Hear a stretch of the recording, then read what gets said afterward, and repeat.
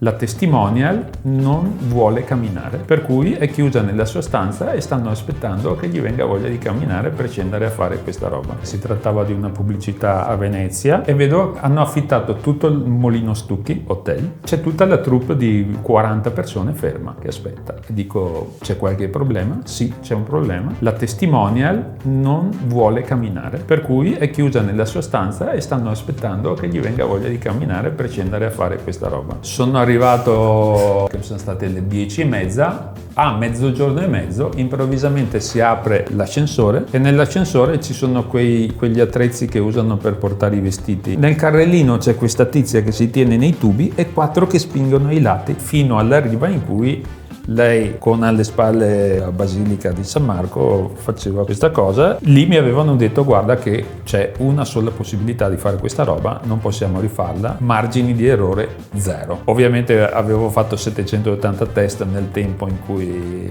non si faceva niente. Tra l'altro la battuta sarà stata meno di 4 secondi, uno dei tempi di lavoro di registrazione più brevi in assoluto che abbia mai fatto. A fronte di un tempo di preparazione, come hai detto, estremamente... Sì.